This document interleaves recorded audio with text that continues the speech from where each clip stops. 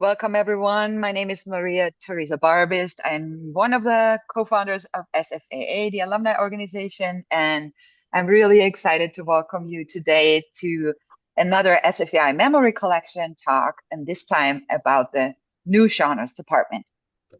I'm welcoming Tony Labat, who needs no introduction, but maybe not everyone knows that he graduated with a BFA in 1978 from SFAI, and then the MFA in 1980 was already in PV, or performance video, at the time. Jennifer Locke graduated with a BFA in 1991. That was in painting, and then the MFA was in new genres already, right? In 2006. Aaron Young graduated with a BFA in 2001. That was in new genres, right, Aaron? New genres, yeah. Yeah. And then Juan Luis Matos, graduated with a BFA in 2018, and that was it studio arts? It was film, Or actually. it was film, right?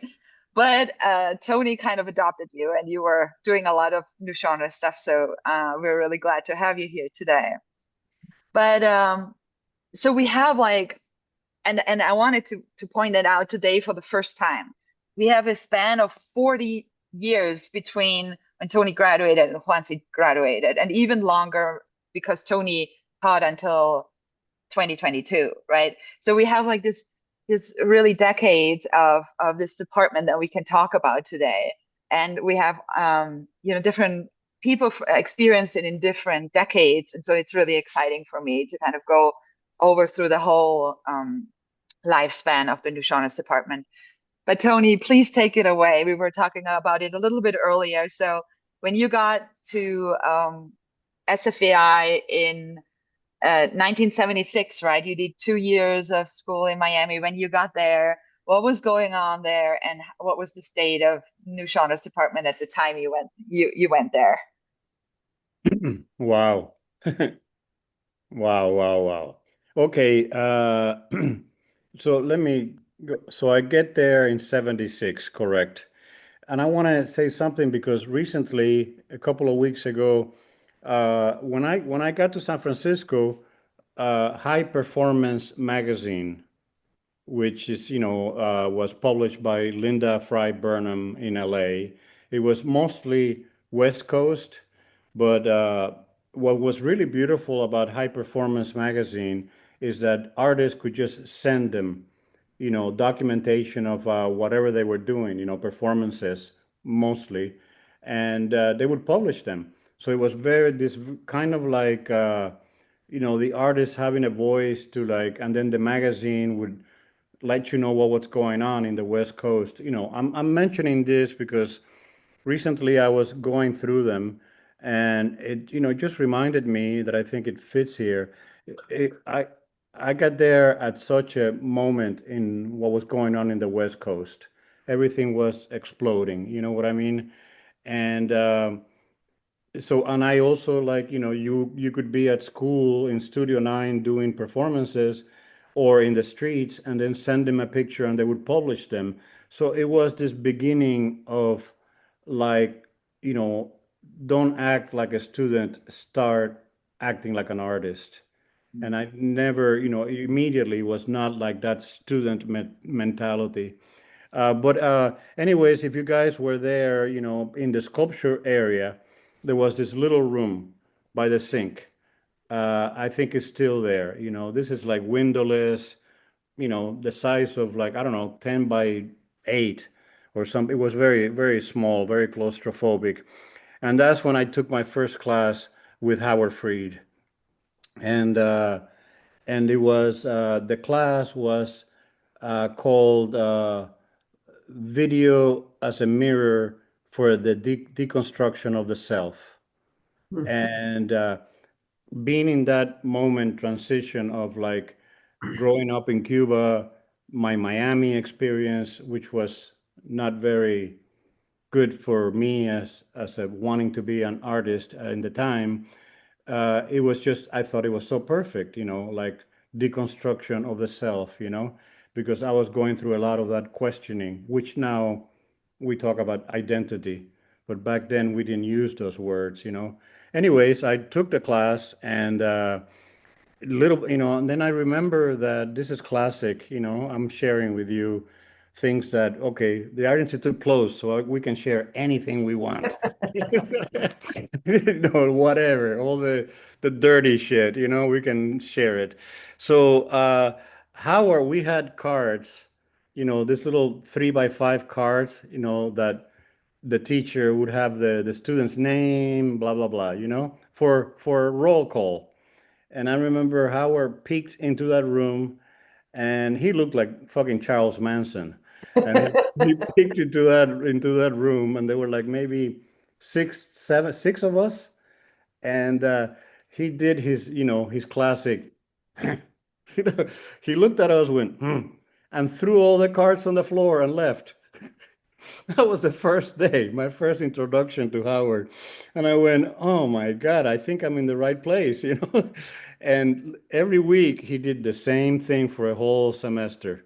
He would show up, and now it would be like from six, five, then four, then three, to the point that it was just me.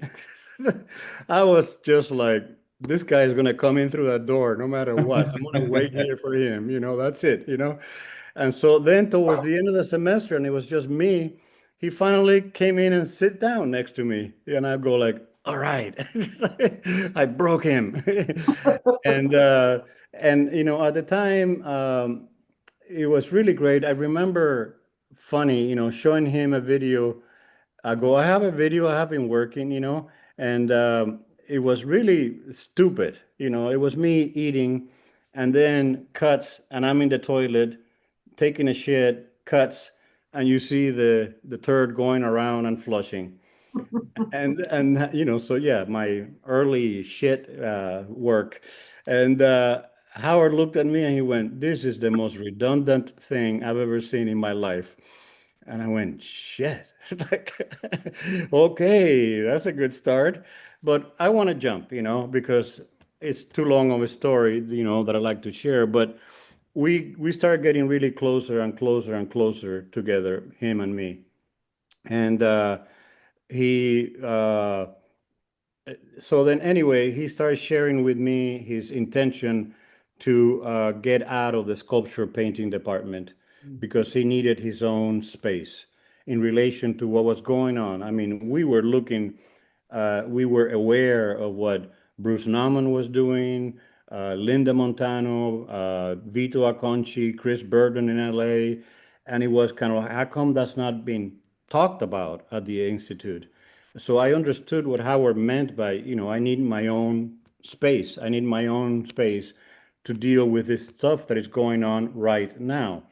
And I remember, so he went to the president at the time, Stephen Goldstein, and ironically, Sam Chekalian, uh,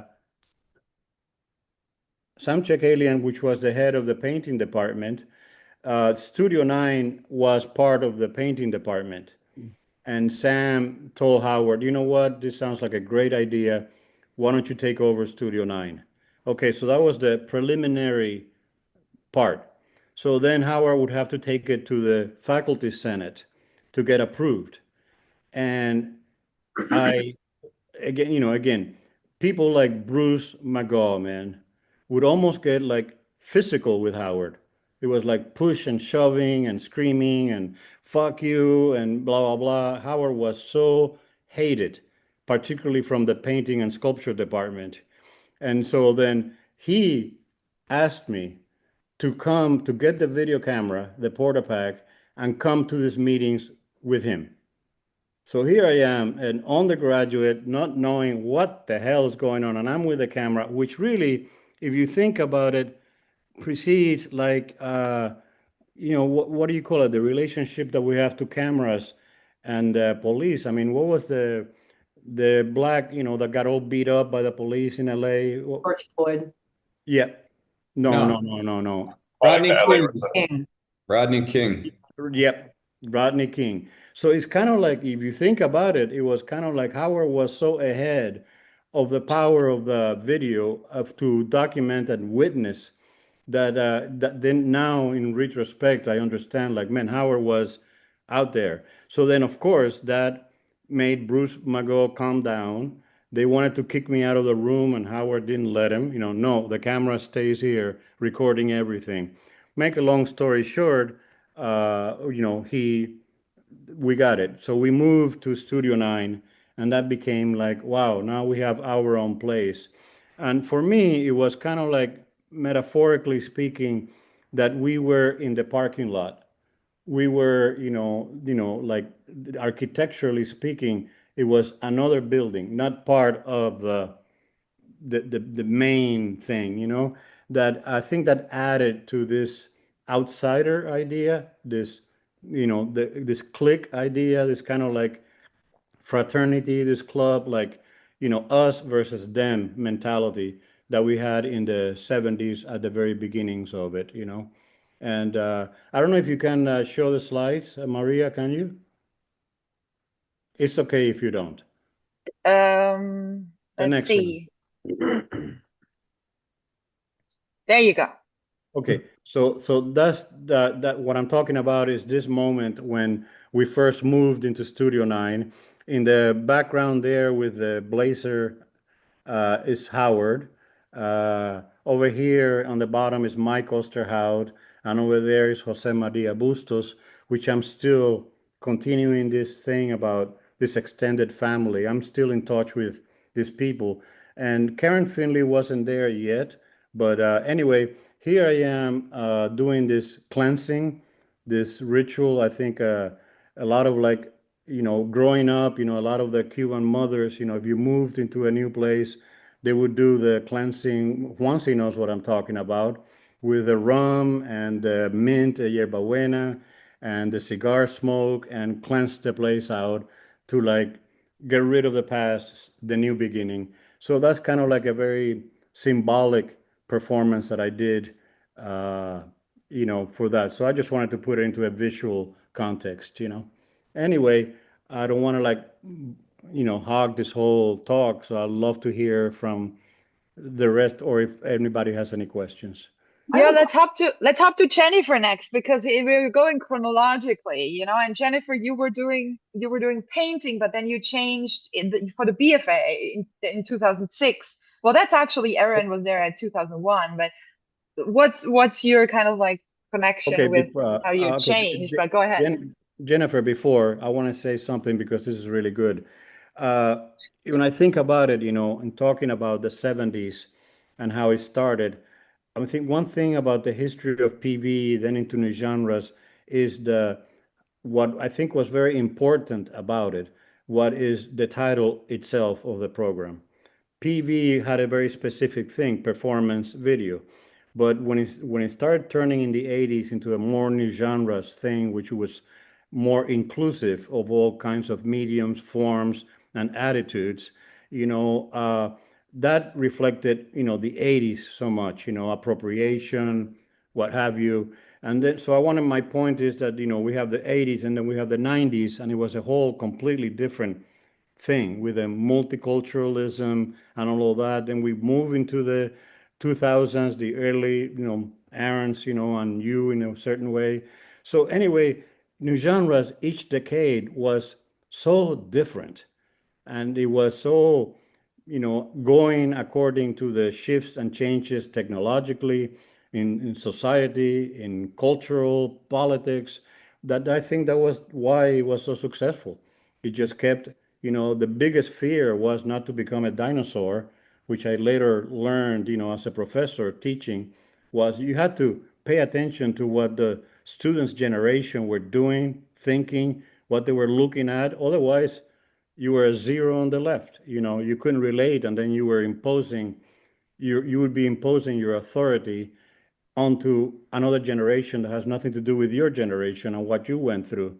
So I just wanted to bring that up because when Jennifer came in, the 80s were another thing going on. But Jennifer? I actually had a quick question because you said that you got the Studio 9 from the painting department. When did you get Studio 10, or was that all part of the same In thing? the 80s, Okay, so that was a, later. a few years later, we got Why that. did they give you that room? The Studio 10? Yeah, because the Uh, department was growing, because or because we were growing so fast, yeah. growing, and then in terms of the pedagogy and the curriculum, by now, by the early 80s, because I started in 82, visiting and teaching. I mean, that I call the super team, that Sharon Grace, Paul Koss, Doug Hall, Howard Freed, and me was, I mean, that was really amazing. I could hear about other faculty meetings, on their politics, and we just had so much admiration and respect for each other. And we were so damn different in our work and our personalities. And that was the strength. That was the strength of that era there. So yeah, we started adding, beginning, NG1, NG2, installation classes, video classes, you know, uh, language and text classes. We started like, expanding the curriculum, the menu, if you will. And then also so much noise was being made that we were talking about this earlier. Students from other departments started being either curious or wanting to be there. So yeah, it grew so much and became so popular that we needed more space. Yeah. And another thing that I want to say about it is that uh, the NEA, the National Endowment for the Arts, and the National Endowment for the Arts they're the ones that started doing the new genres box. Because before that, when I got my 82 NEA grant, it was other. It was painting, sculpture, photography, other. And then you had to like, explain like what your work was about. But then the NEA did the new genres category to eliminate that confusion. And then we adopted that. It was, okay, that's where we should go, new genres, because of the NEA. Anyway, Well, and that's a funny segue because when I was an undergrad, that's when all the NEA stuff was happening, where they were pulling grant funding from people like Karen Finley and Andre Serrano. And so that was a big shift in the culture for sure. And I was also there when AIDS was really hitting the scene really heavily. So I got to the department. Yes, I was shamefully making terrible fucking paintings in the painting department. And but I came in really young. I came in right out of high school, and I was in this class with Pagan Brooke I was talking about earlier before we started, where she was my freshman core teacher. And one of the assignments we had to do was to do a performance. And I remember, I didn't really know that much about performance. I came from a very non-art background, and I did this piece. It was really, really, really, typically bad beginning, young artist piece. And but I remember after the piece, I was so stunned by the way it affected me that I actually had to go home, and I just like got in bed. I think I fell asleep until the next day. It was this super powerful medium. So after being at school for a few years, I finally took a class with Tony, and I have to tell you, it completely changed my life. You walk in the room, and I think that thing we were talking about, I can't remember if it was beforehand, but how it was really this dialogue that was happening that wasn't happening, at least to my knowledge, in any of the other departments. Like, first of all, you walk in the room and it was like, well, you just had no idea what was going to happen. And it might be something dangerous or disgusting or sexy or, and then we would just, the tension in the room, you could just fucking cut it with a knife. It was so thick and dense, and it was so goddamn exciting to me. And I felt like I walked in that room and I was like, this is it. And I was just done with doing the other kind of work I was doing. And I picked up a video camera, and I was just it was really competitive. Like I think I showed work every week because I was just so addicted to the conversation and the feedback and the camera, and like, and doing performances in the class. The other thing I wanted to say about this is, I don't know if this is true with everybody, but I was into this thing about not documenting my work because I felt like the camera became a participant in the piece. And and especially like a flash going off during, like for me, that became, I was very early on interested in like how the dynamics between audience and artist and how like the safety of the viewing dynamic when you're in a group versus like I was making these pieces where I'd make like a cardboard room in the class and I'd bring people in one at a time and I was already interested in that stuff. But I felt like I was, at the time I felt like it was this hardcore integrity thing, but of course I have almost no documentation of any of that work. And occasionally someone will be like, "Remember that piece you did?" And I like have no recollection of it. So I don't know if this is an appropriate time, but I thought I have one image of this is a classic young girl makeup piece I did.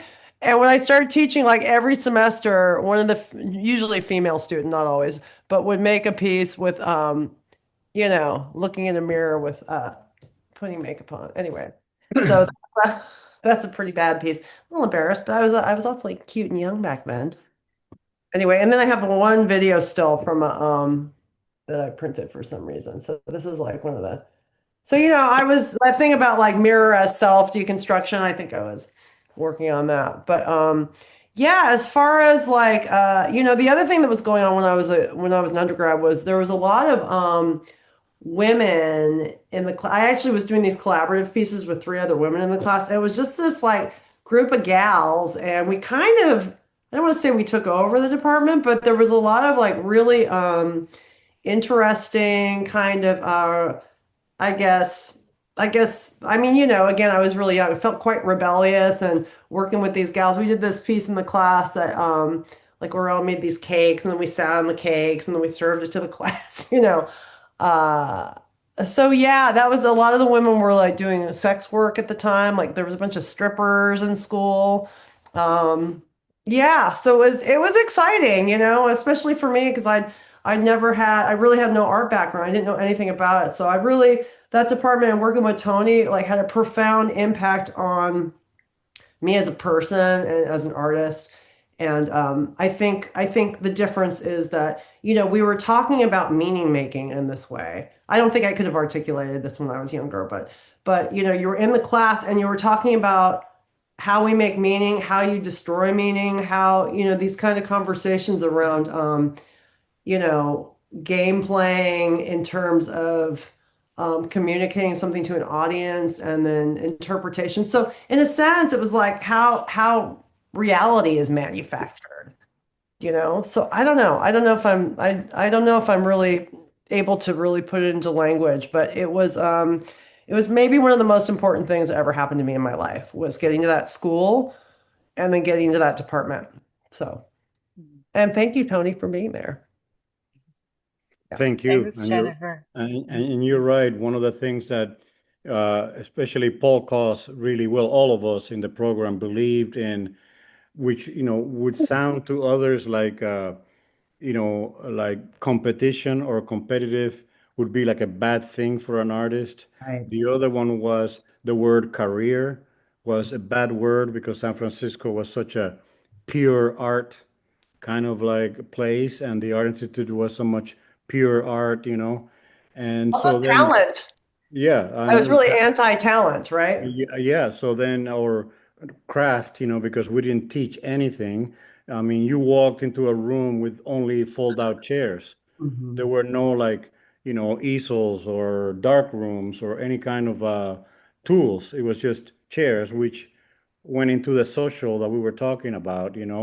And that kind of like the social, the dialogue, the critiques were the thing about the department. But anyway, I'm glad you mentioned the word competitive because that's what, in a way, made it. It was like someone would do a piece and the other would go, oh, yeah, well, next week I'm going to do my piece. And it was kind of like, and that was just a beautiful, healthy environment. It really was. Yeah.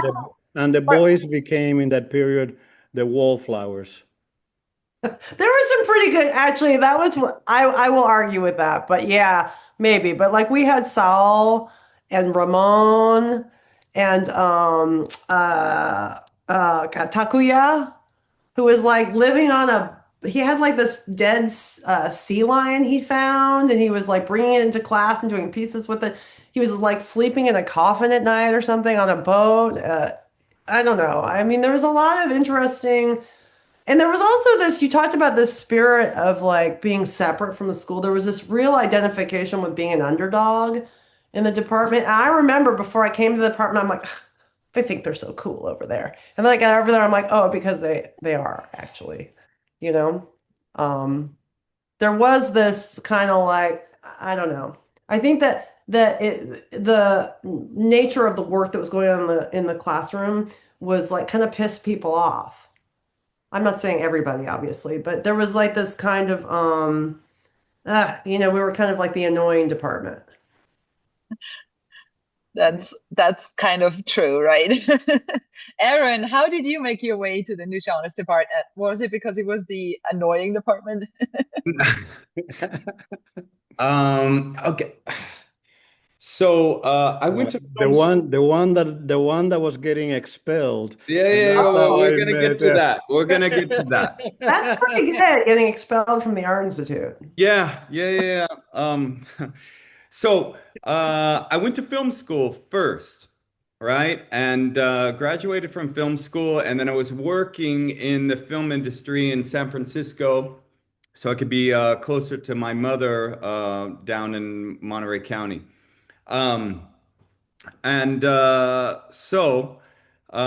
was in San Francisco. I was hanging out with a bunch of like painters, graffiti artists, people doing sculpture, different things like that, hanging out. And like my friend had the loft above Berggruen Gallery, and she was the gallerina. I Uh, can't hear you. you can't hear Oh, it? Can nobody hear me? I can hear you. I can hear you. Okay, okay, you're back. You're back. Okay, so she ran the desk at Berggruen Gallery, and we were always up there. And so I got the job of being the video guy at Berggruen Gallery. So I was shooting all of the painting shows and everything like that, and then also hanging out and at parties and everything like that, and meeting a bunch of people that seemed a lot more creative than the people that I was working with on the movie sets. The commercials, the music videos, everything like that, everything was formulaic, and everything was, it was a compromise. It was, there's not enough light to get this shot. It was, we don't have enough money to pick up and move over there, or everything like that. Everything seemed to be like so compromising to where it became the idea, which I held so true, was getting watered down. And you were being a part of it, but you weren't, you're not going to be the person that can say, but we really were trying to do this, or we really were trying to do something, different. And if we would have got that shot, the story would have been better, or something like that.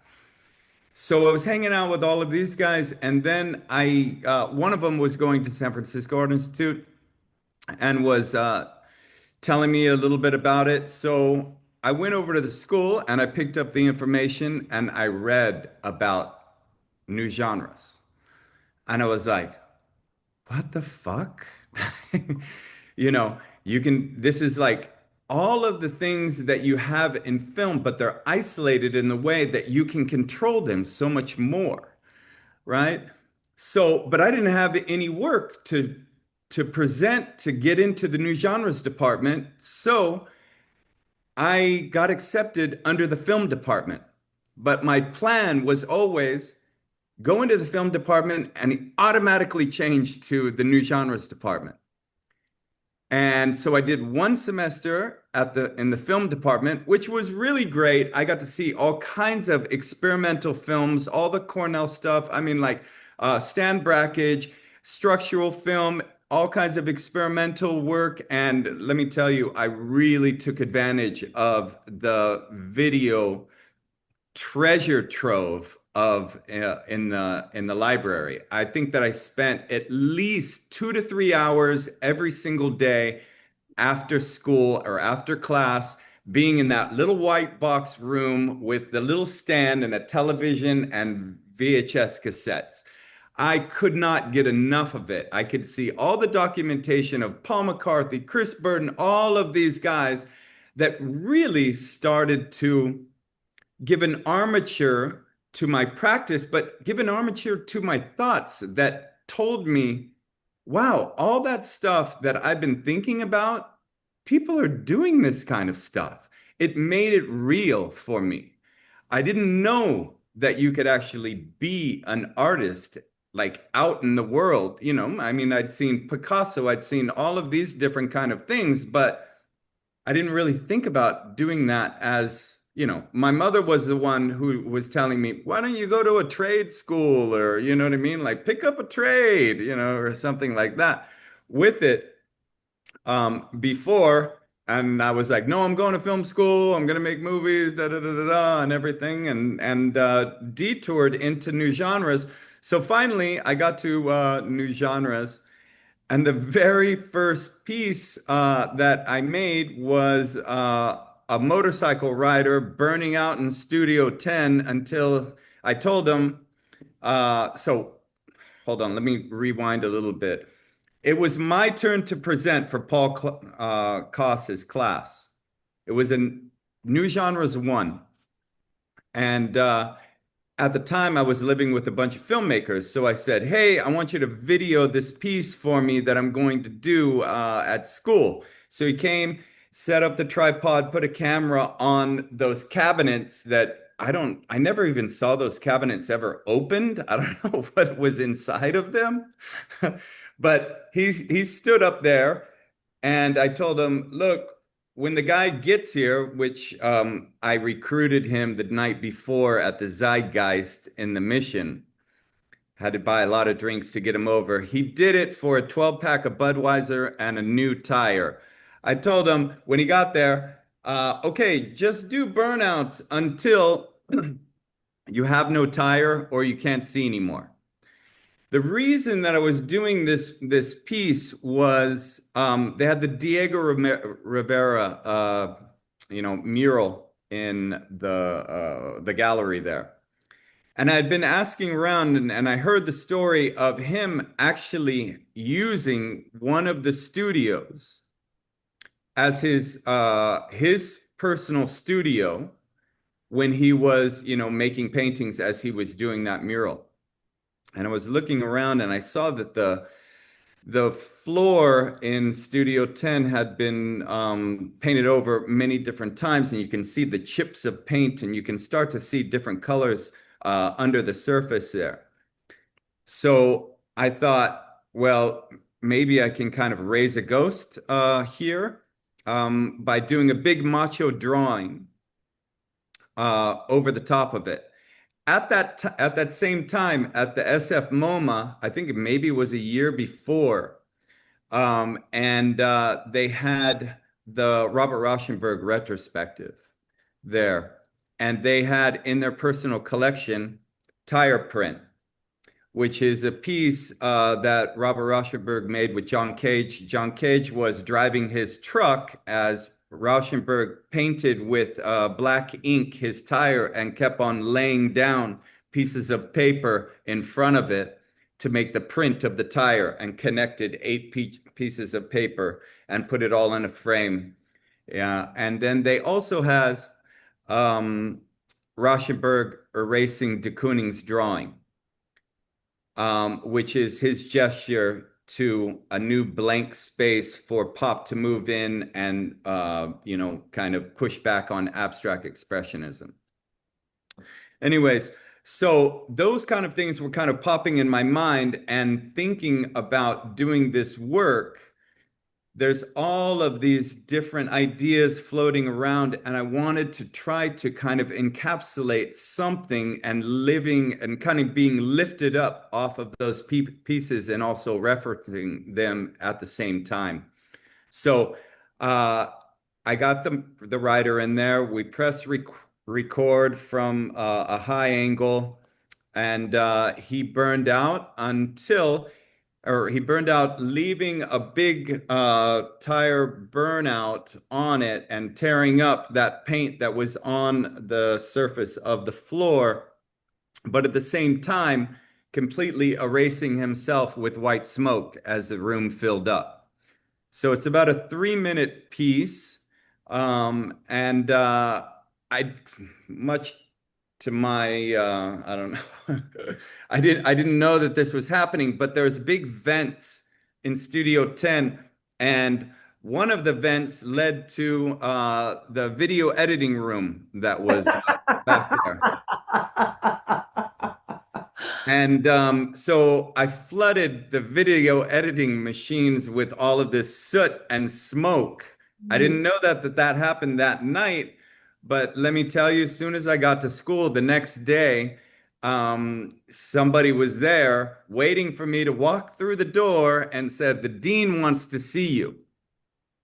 So I have to go in to see the dean. I have no idea. I have my video, the videotape, because it's just one shot. I just, took the clip and cut it from the beginning and the end, and that was it. That was the video. And I have that one with me, and I go to see the dean, and he freaks out on me, like, and says, "I can't believe what you've done here. This is the worst thing that I've ever seen at this school, and I've been here for this long, and you are suspended till further notice." And I was like, walking out of there, I was like, what? I had stayed up all night, basically, trying to get the video machine to give me this cut that I needed and transferring it over to VHS tape, and I'm just like, fuck. And so I'm pretty sad. And I think there was Mark, who was the one that was always working around new genres. What was his last name? Mark Boswell. Yeah, Boswell. So I show him, and I'm almost in tears because I'm like, but this is really good. I think this is really good, And he's like, dude, I don't, yeah, it's a good piece, but I don't know. I don't know how to help you. And he goes, you know who you should see? You should see Labat.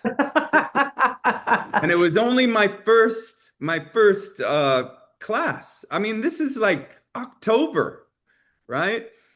And I hadn't met Tony before. I didn't know him. I didn't even know really anything about him. So I need to find Tony Labat. So I am searching over and over, running around with my little videotape and everything like that. Hey, has anybody seen Tony Labat? Right? And finally, I think I get him in maybe your office or something. And I was like, dude, they're kicking me out of school right now. Will you please look at this video? And he looks at it and he goes, "That's the best fucking piece that I've seen here in the past 10 years. And if they kick you out, I'm going to quit." He goes, "Leave this to me." He went straight to the dean's office, talked him out of it. I never spent another day out of school after that. And that's how Tony and I met. He became my mentor. And I'm blessed to have him here in Miami with me now. And the piece ended up in the permanent collection of the MoMA, New York. Damn, wow. Aaron, that's an amazing story. Thanks so much for sharing that. Who was the dean at the time? Was it Fred The Martin? ponytail. Ponytail. Oh, Oh, Larry Thomas. Yeah. Larry Thomas, yeah. Larry Thomas. Oh my God, that's a beautiful story. But And the funny, you mentioned the magazine being called High Performance. yeah, I didn't know that, but that first video motorcycle piece that I made there that's in the MoMA collection is titled High Performance. there you go. And I didn't even know. Oh yeah. Yeah. They're of course out of circulation. I'm lucky enough to have, I had all of them, but I think if you can Google it, highly recommend it. They've been donated. I mean, the Getty has all of them, and they're a treasure of that moment from the 70s to like 80s. I think they lasted pretty long. High Performance magazine, and it's just a treasure to like anyone interested in what the scene in the West Coast during those early years, the salad days. Yeah, definitely. Yeah. And anyway, we got Mr. Wansi, the most popular guy at the Art Institute when I was there.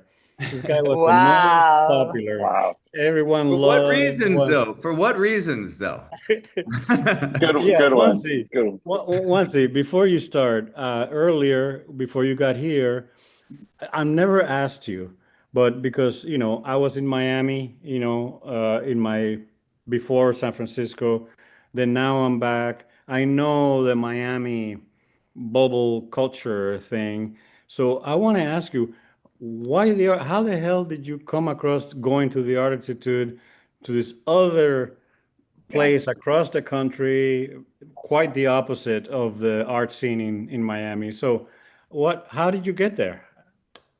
Yeah. I went to a public magnet school here in Miami that was centered on art.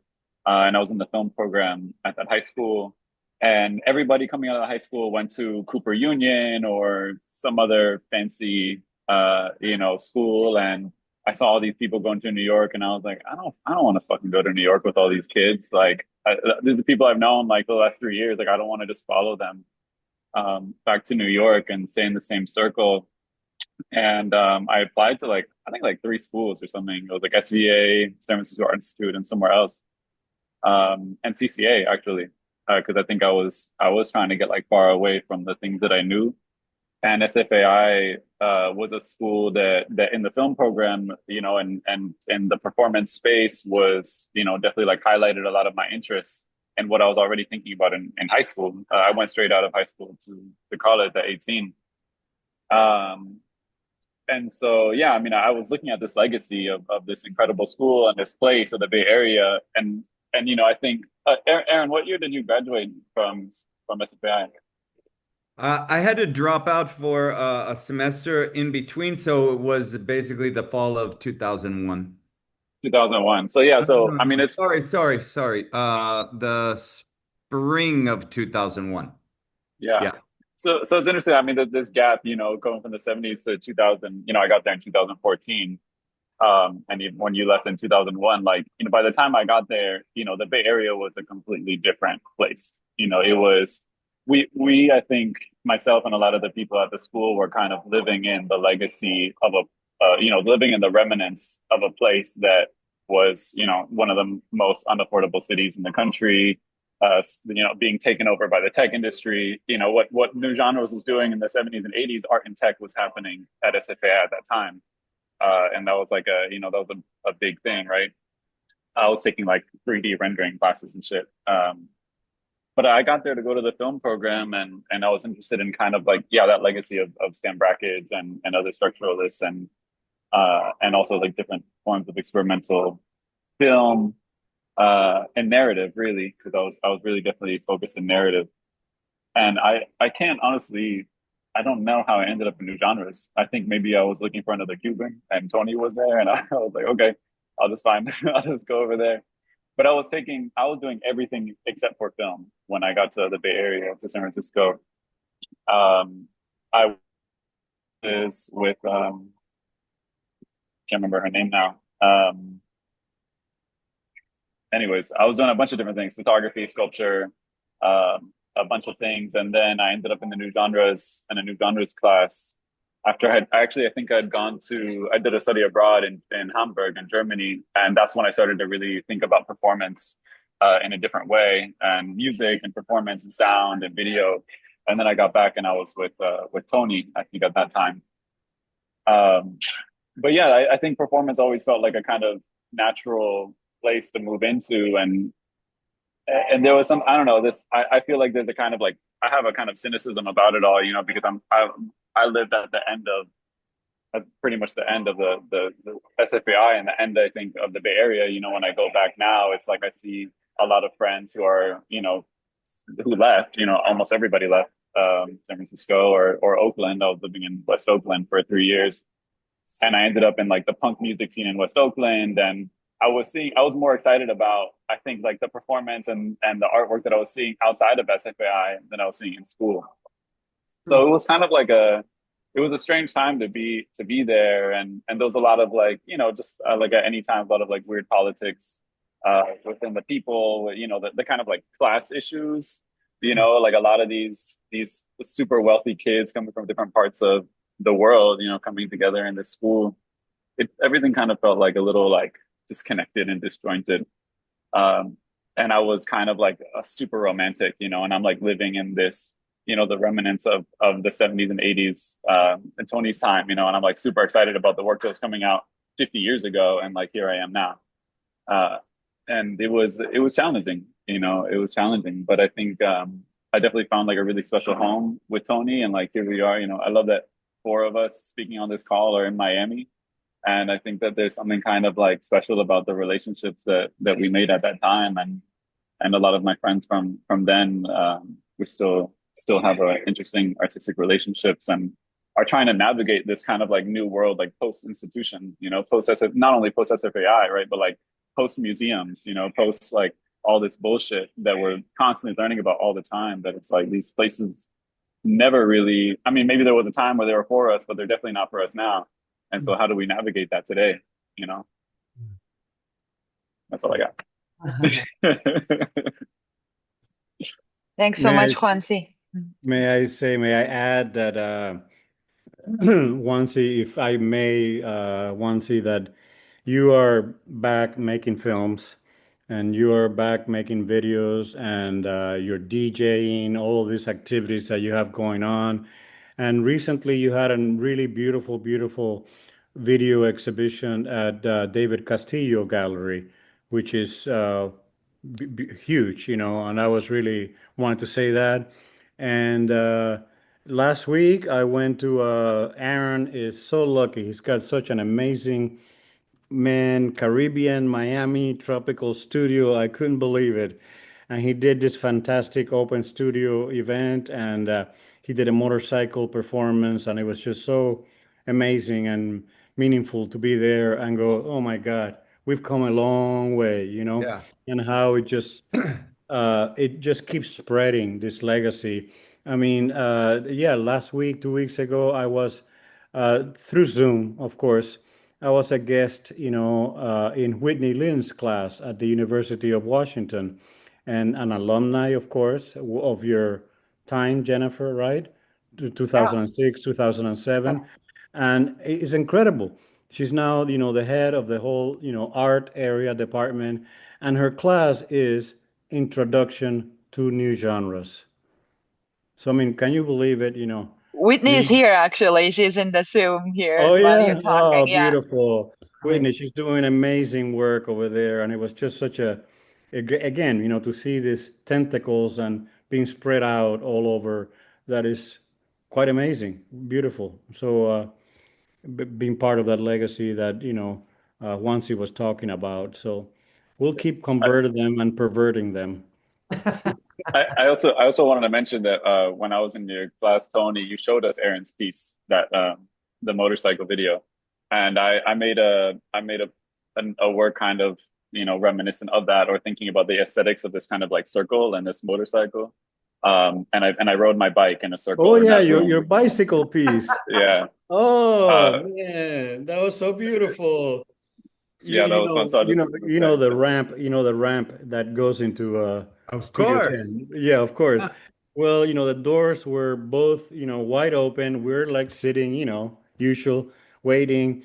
And then there was some sort of like music soundtrack going on. Was it the French guy? I think it was if I remember, it was Tears for Fears. Something happens and I'm head over heels, and it was just a chorus, just like on loop for like an hour or something. And he comes in his bicycle and just comes in and just very like hypnotizing, hypnotic, just going around in circles and circles for the whole entire length of the song. It was really beautiful, That's, the pieces you that you know, did. it's super nice. Yeah. Well, I'm super happy that that happened, like to trickle down after you've seen something, you've been inspired by it, you know what I mean? And you kind of do your own, you digest it, you do your own version of it. I have to say one thing because he's alumni as well. After there was the big hubbub about the motorcycle piece, I showed up, and it was right before the new genres class on Friday for Tony, or no, for Paul, and Guy Overfelt shows up to the school. He had already graduated like a couple of years before, and he's like, "Who's the dude that did the motorcycle piece?" So we were talking about competitive, how it gets competitive there, because he had done a piece with the Firebird car where he's burning out in front of a gallery, I think in downtown San Francisco. And I hadn't seen that piece.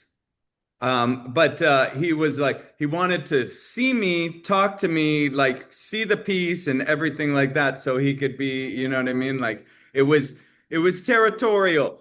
And that's one of the things in San Francisco Art Institute is that everybody, I mean, at least in the new genres department, we were so connected that everybody rubs up against each other in a way where we become heavily influenced because we are so kind of like there's so many loud voices, so many loud voices in new Very loud. genres.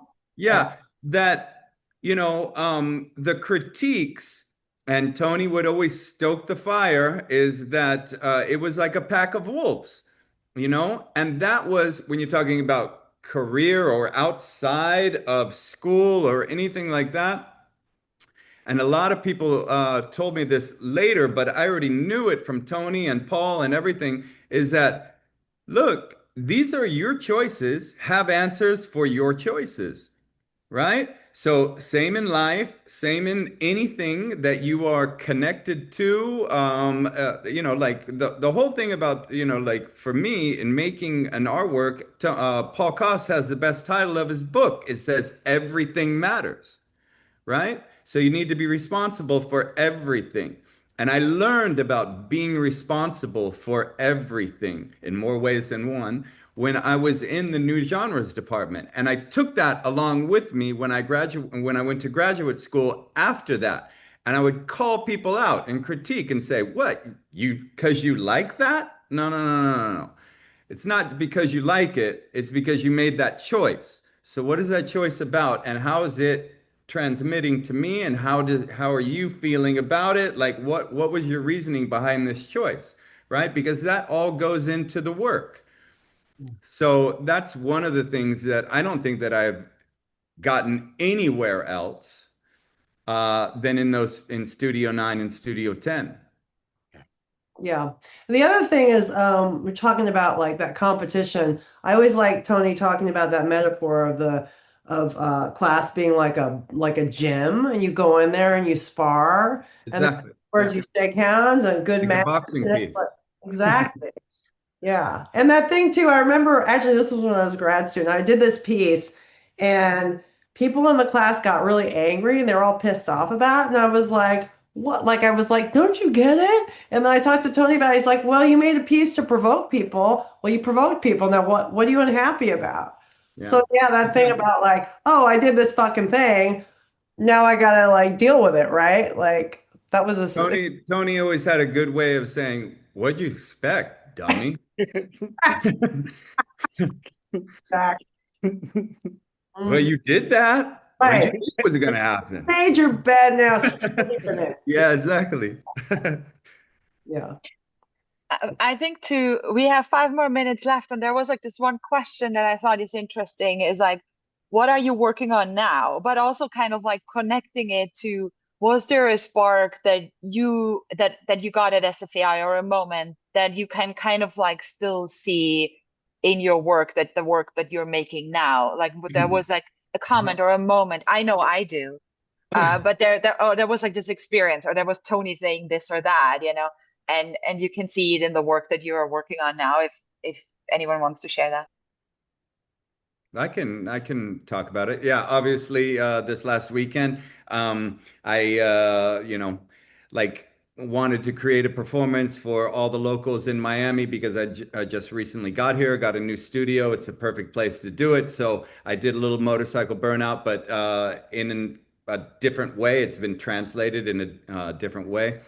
But like I was just talking about, Paul Koss was also, no matter what, Tony, yes, definitely being my mentor throughout SFAI.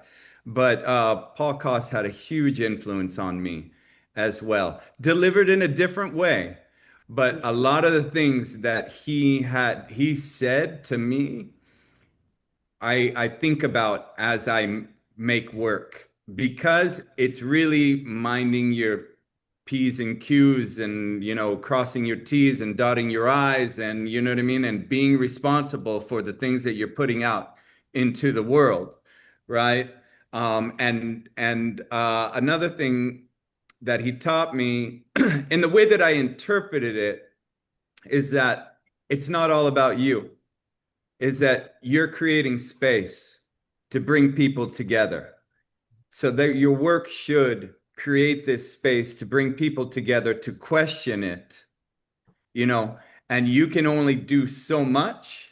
And that's the Duchamp 50-50 thing. You know what I mean? Like that's what I think about a lot when I'm making either a painting or a sculpture or a performance or a video or anything like that, is that every single choice I make in that work, material wise, size, you know what I mean? What kind of grade video it is, everything. This is a choice. I want people to know that and that was the thing that brought me from film, the compromise of making film, to becoming an artist. Because just like Tony would say, you wanted it, so be responsible for it, right? So I'm responsible for all the choices now, and not like when we were making the films. So I got exactly what I wanted. That's good. Yeah, and too, I have to say, because I had the honor of teaching at the Art Institute for quite a while after grad school, and I always felt like I was totally stealing all this material from Tony's teaching style. I mean, I'm sure I was very different, but I felt like I was copying you a lot. But like just those little gems like boredom and not having your expectations met, which I don't credit to somebody else, but that had a huge impact. These things just completely blew my mind when I heard them. And the fact of the matter is just the fact that I remember them, like whatever, 35. It's sunk in deep. Yeah. Yeah, this shit and it changed the way, not to get too corny, but the way like I interface with the world and my life and personal stuff, just not even just my art making. It fucking made me who I am today. Annie Leibovitz went to SFAI, if anybody knows, and she's got a great quote, is that SFAI didn't teach me how to be an artist. It taught me how to think like an artist. Yeah. And there's a big difference there, Yeah. and that's the SFAI way, is that they taught you how to think like an artist. Right. Yeah, I want to say that so much of what is going into my work now is really like a complete contradiction to, I think, Miami and like so much of the art world today. I mean, I'll speak specifically to here, but it's like Miami is a painter city. It's a place where people come to sell work. People come, like Basel is, in the next couple of weeks, and so much of our art market here, our ecosystem here, is oriented around selling and being a participant in That's the in this whole art system. market.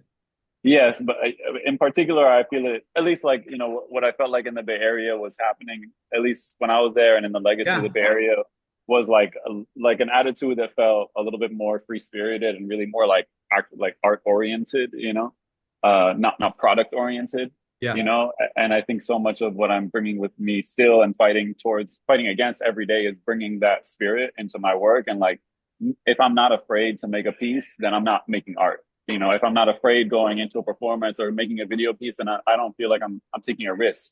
And if I'm not taking a risk, then am I making work, or am I working, and I think that's so much of what Tony taught me. And I go back to his book, the Trust Me book. I go back to his lectures regularly, and I'm like constantly kind of like thinking about those ideas, the relationship between spectator and performer and witness and audience, and the kind of positions that we're putting each other in within art and outside of art, So thank you, Tony.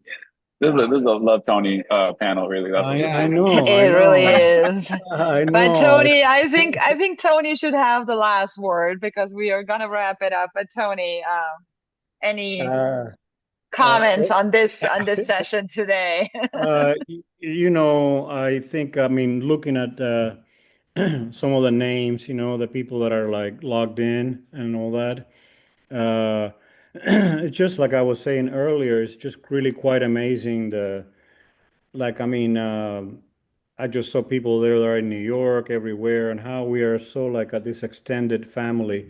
So that's very, very, very special for me. And I want to leave it as I think the question was. One is, what are you working on now? Or the other one was a moment at the Art Institute. Is that right, Maria? Yeah. Okay. Well, rather than for me, it was early on, and I think, the little anecdote, um, I was Penelope Houston, which was the front singer of the Avengers, the punk band. So as you know, in '78, I mean, punk was exploding in San Francisco, and then Mabuhay Gardens was on Broadway, just a few blocks from the Art Institute, and we would go, to see the punk bands. But anyways, I met Penelope, and I'm like, Cuban from Miami, I just had gotten there, and I said, Penelope, what is punk? And Penelope said, it's an attitude. And then that was it. I didn't need to hear any more explanation, nothing. And I'm just bringing this up because what I got working with Howard Fried, yes, with Paul Koss, and those colleagues that I had was mostly this attitude. And that attitude is, I think, what you can pass on, if you will, and I still have, I believe, that kind of a way of thinking that has been brought up and that attitude. Um, and then another thing that I wanted to say is that the Art Institute gave me the privilege for me to, in 1999, propose to take students to do a trip to Cuba, to Havana, and which Aaron has participated and gone with me. And Matt Slinner, Neo Bustamante, you name it. And so, I mean, 26 years later, I mean, I have more sort of like a community, artistic community in Havana than I do here in Miami. So I owe the Art Institute for allowing me to trust me for like about 10 years I did it, taking students to Havana, which was many of those trips were without getting illegal. We would go through Tijuana and things like that. So that's something that I'm very, it's something that means a lot to me, to the point that, next year I'm doing a big, big exhibition in Havana at this amazing space, that I'm working on right now. So imagine full circle. That's another aspect of what I was able to achieve at the Art Institute, reconnecting with I needed to do it. I needed to go back. I needed to reconnect with my roots, if you will. And so that's something that I'll always be grateful for the dean going, go ahead, Tony, take the students, go, even though I was taking so many risks. It was wild. Yeah. So that's it. Thank Thanks. you so much, Thanks Maria. so much, Tony. Not I'm gonna only stop